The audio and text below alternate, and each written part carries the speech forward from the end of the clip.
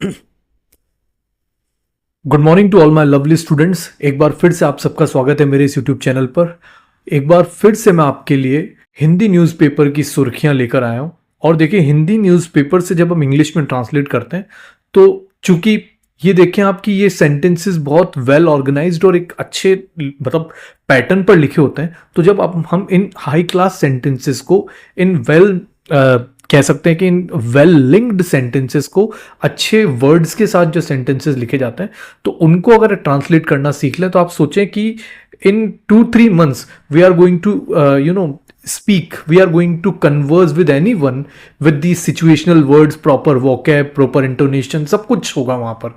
आप बोलने में एकदम फ्लुएंट हो जाएंगे। तो पहला मेरा ऐसा मानना है कि जो बोल सकता है वो लिख भी सकता है। इसीलिए इन सेंटेंसेस को अगर हम हल्के फुल्के सीख लें और फिर तोड़ मोड़ कर जैसे भी बोलना सीखें तो बहुत हद तक you can make a good progress in your life with English language. तो ये हो सकता है, पॉसिबल है ये। तो देखिए, आज की जो न्यूज़ है वो है यूरोप पे जो हीट वेव फैल रही है। हीट वेव आप समझ ही गए होंगे, बहुत भयंकर गर्मी पड़ रही है वहां। देखो, Europe is known for its winters, हमेशा वहां ठंड रहती है, तो सर्दियों का माहौल रहता है हमेशा। लेकिन इस बार चूंकि अल नीनो एक इम्पैक्ट आया है और जो हमारा ग्लोबल वार्मिंग भी दूसरा इम्पैक्ट है, इनकी वजह से वहां टेम्परेचर्स जो हैं वो बढ़ गए हैं बहुत ज़्यादा। तो इन बढ़े हुए टेम्परेचर्स को वहां के जो लोग हैं जो इससे बिल्कुल एडजस्ट नहीं कर पा रहे हैं, ठीक है, उनकी बॉडी अलाउ नहीं कर पा रही इतने टेम्परेचर। अभी इंडियंस जो हैं हम लोग 45-50 तक में इजीली रह लेते हैं, लेकिन वो लोग शायद 32-30 में ही परेशान हो जाते हैं। और देखिए, यूरोप में प्रचंड गर्मी से हाहाकार मचा हुआ है। ये आप यहाँ पर विजुअल्स देख ही रहे होंगे, and through this visuals you can imagine what kind of grim situation is there. वहां क्या परिस्थितियां हैं गंभीर, ठीक है। सोमवार को यूरोप में भीषण गर्मी के कारण कई शहरों में तापमान के पुराने रिकॉर्ड जो थे वो सब टूट गए और फ्रांस में कम से कम 18 लोगों की मौत हुई एक दिन में। इस दौरान एक तपती कार में 2 बच्चों की मौत भी शामिल है। तो देखिए आप कि कार में ही इतनी गर्मी पड़ गई कि वो बच्चे वहीं मर गए। तो हो सकता है कि उन लोगों की बॉडी इस तरह से इम्यून नहीं है, एडजस्ट नहीं कर पाती इतने टेम्परेचर को जितना एक इंडियन कॉन्टिनेंट के लोग कर पाते हैं। पाकिस्तानीज हैं, इंडियंस हैं, बांग्लादेशी है। तो उसी को ध्यान में रखते हुए अब इस सेंटेंस को हम लोग इंग्लिश में ट्रांसलेट करके देखते हैं तो बहुत अच्छी अच्छी आपको चीज़ें देखने को मिलेगी। और अगर आप कहेंगे कि वोकैब बहुत अच्छी बूस्ट हुई है यहाँ पर, तो देखें, यूरोप में प्रचंड गर्मी से हाहाकार मचा हुआ है। तो मेरा जो पहला वो रहता है कि सबसे पहले मैं सेंटेंस का सब्जेक्ट ढूंढ लूं, ठीक है। अब देखिए, यूरोप में प्रचंड गर्मी से हाहाकार मचा हुआ है ना। तो हाहाकार कौन मचा रहा है? प्रचंड गर्मी। तो देखिए, प्रचंड को इंग्लिश में कहते हैं स्कॉर्चिंग भी कहते हैं, और नीचे भी एक वर्ड आया हुआ है, मैं बता देता हूं, स्वेल्टरिंग। इस स्वेल्टर का मतलब भी क्या होता है? एक तरह से चिलचिलाती से आगे वाली जो धूप है, जो सहन से बाहर होती है गर्मी, वो वाली जो, ठीक है। तो स्कॉर्चिंग जो जला देने वाली गर्मी है, उस तरह की जो हीट वेव गर्मी वहां हो रही है, हैज। तो ये अ स्कॉर्चिंग हीट वेव, एक वहां जो गर्मी का दौर चल रहा है, हीट वेव यानी गर्मी की लहर चल रही है वहां पर, है ना। तो ये पूरा सब्जेक्ट है एक्चुअली वह, ठीक है। स्कॉर्चिंग यानी जला देने वाली गर्मी की जो वेव है, गर्मी जो है, हैज जो अब नंबर सेकंड पे मैं ढूंढ रहा हूं हेल्पिंग वर्ब, इसने क्या कर दिया है?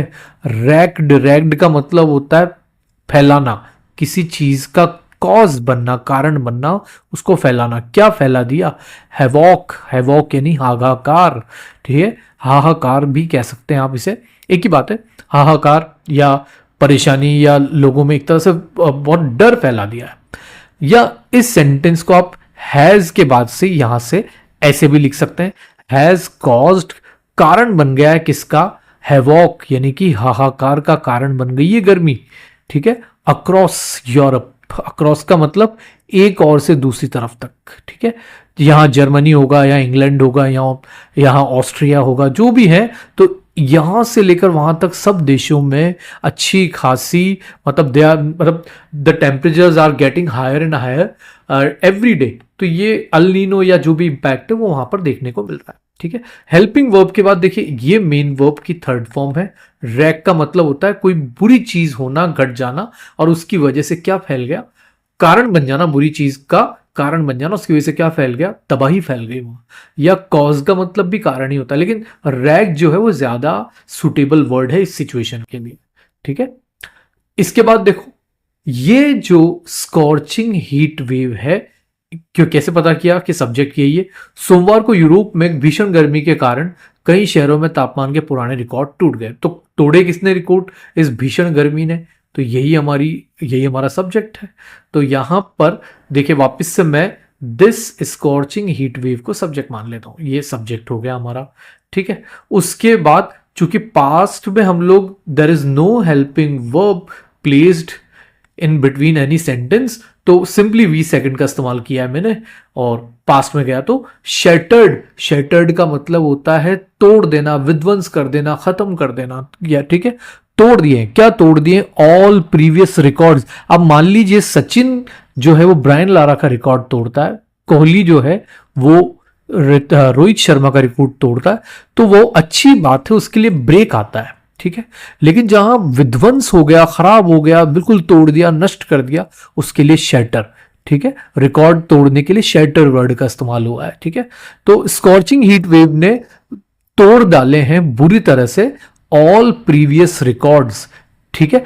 ये ऑल प्रीवियस रिकॉर्ड्स क्या है, हमारा ऑब्जेक्ट है। मैं ऊपर ऑब्जेक्ट आपको बताना भूल गया था। इस सेंटेंस का ऑब्जेक्ट है हैवॉक। ठीक है। क्या मचाई उन्होंने तबाही मचा दी। तो मचाया किस चीज को, तबाही को। जिस चीज पर काम होता है वो ऑब्जेक्ट होता है। यहां पर काम बर्बाद करने का, तोड़ने का किस पर हुआ है, पुराने रिकॉर्ड्स पर। तो ऑल प्रीवियस रिकॉर्ड्स हमारा क्या है। ठीक है। हेल्पिंग वर्ब तो है ही नहीं इसमें, सीधा मेन वर्ब की सेकंड फॉर्म है और ऑब्जेक्ट है। ठीक है। और इन ये एक्स्ट्रा है, मतलब यहां तक सेंटेंस खत्म हो चुका है। In several CTs on Monday, कहां, कई सिटीज में कौन से दिन पर, मंडे को बड़े बड़े जो पुराने रिकॉर्ड्स थे, इस भयानक गर्मी ने, इस झुलसा देने वाली गर्मी ने क्या कर दिए, तोड़ दिए। एंड और किल्ड, मार डाला इसी गर्मी ने। देखिए एंड के बाद you don't need to place or put what, आपको अलग से यहां पर कुछ रखने की जरूरत नहीं है। ठीक है। पास्ट में ही चल रहा है। अगर मान लीजिए हेड शैटर्ड भी होता तो यहां हेड किल्ड लिखने की जरूरत नहीं है। एक बार हेड आ जाता तो उसके बाद फिर उसी एक्शन को, उसी वही सब्जेक्ट कर रहा है दो एक्शन, तो दूसरे एक्शन के साथ अलग से किल्ड के लिए हेड नहीं लगाना था। हालांकि यहां तो वी सेकंड है, तो there is nothing to worry about that. So killed और मार डाला इस गर्मी ने किसको, एटलीस्ट। एटलीस्ट का मतलब कम से कम 18 लोगों को मार डाला in France in a single day. ठीक है। और एंड किल्ड वही वर्ब है, सब्जेक्ट वही स्कॉर्चिंग हीट ही है, इसी ने ही मारा है। एटलीस्ट 18 पीपल जो है वो हमारा ऑब्जेक्ट है। मारा किसको है, इन 18 लोगों को। फिर यहां से वापस एक्स्ट्रा शुरू हो गया, इन फ्रांस में, इन अ सिंगल डे, किसमें, एक सिंगल दिनों में। ठीक है। आ गया समझ में। तो बहुत आसान है ये, और 1 मिनट के लिए समझ गए आप लोग।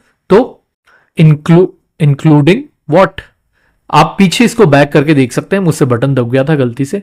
इंक्लूडिंग, और इसमें शामिल है, क्या शामिल है, देखें आप क्या शामिल है, 2 चिल्ड्रन, 2 बच्चे शामिल हैं, हु डाइड, जो मारे गए, इन अ स्वेल्टरिंग कार, किसमें, एक तपती कार में। इतनी कार का टेम्परेचर इतना हाई हो गया कि उन बच्चों का या तो कह सकते हैं आप कि सफोकेट हो जाना कह सकते हैं आप, या गला चोक हो गया उनका, एक ही बात है, वो इतनी गर्म थी। देखिए तो एक अभी हम मान लीजिए किसी तरह के लिक्विड से जल जाते हैं हम, तो उसके लिए वर्ड आता है scald. He was scalded by hot water. ठीक है, समझ गए मेरी बात। और अगर आग से जल जाते हैं हम, तो हम लोग कहते हैं बर्न कहते हैं। तो देखिए आप नई नई वोकेब सिचुएशन के अकॉर्डिंग बदलती रहती, आती रहती। What you have to do from your side is to speak these words, these sentences in your routine life, so that you can easily make contact with other person in English fluently. ठीक है, without any interruption, without any hiccups. तो बहुत आसान हो जाता है, आप सिर्फ प्रैक्टिस करते जाएं। तो बच्चे इंक्लूडिंग इसमें शामिल थे, 2 चिल्ड्रन, 2 बच्चे, दो बच्चे के बाद वापस नया सब्जेक्ट है, यहां सब्जेक्ट हु है, ये हु किसको एक्चुअली में बैक रेफरेंस में किसके लिए जा रहा है, तो टू चिल्ड्रन हु पूरा सब्जेक्ट ही है, बस वो हु अलग से किसके लिए आ रहा है, टू चिल्ड्रन के लिए। तो टू चिल्ड्रन डाइड कहते तो भी वही बात थी, और टू चिल्ड्रन हु डाइड, तो ये हु भी बच्चों किसके लिए आया, टू चिल्ड्रन के लिए आया, और मतलब डाइड जो है वो हु के लिए भी काम कर रहा है और चिल्ड्रन के लिए भी कर रहा है, क्योंकि यहां मरे कौन है, हु जो कि बच्चे ही है, टू चिल्ड्रन जो कि बच्चे ही है, ठीक है। डाइड इन अ, बच्चे मर गए, पास्ट टेंस आ गया, इन अ स्वेल्टरिंग कार, ये इन अ स्वेल्टरिंग कार क्या है, ये यहां पर हमारा एक्स्ट्रा है, ना तो ये सब्जेक्ट है ना ऑब्जेक्ट है, ठीक है। वैसे आपको एक्स्ट्रा जानने तो है ऐसी कोई चीज जो कि आपको टाइम की इंफॉर्मेशन दे, या फिर प्लेस की इंफॉर्मेशन दे, या फिर कोई मैनर, कोई चीज करने का तरीका बताए, कोई चीज की फ्रीक्वेंसी कितनी बार आप कर रहे हैं वो सब बताए, ये चीजें अगर आती हैं, ठीक है, तो आप मानकर चलें कि वो ना तो सब्जेक्ट हो सकती हैं ना वो ऑब्जेक्ट हो सकती है, नॉर्मल केसेस की बात कर रहा हूं। और अगर कुछ है एक्स्ट्रा, कुछ अलग बात है, तो फिर वो सब्जेक्ट भी हो सकता है, देखिए। जैसे टाइम, टाइम किल्स, मान लीजिए मैं एक सेंटेंस बनाता हूं, टाइम टेक्स, या टाइम टेक्स व्हाट, एक मिनट के लिए,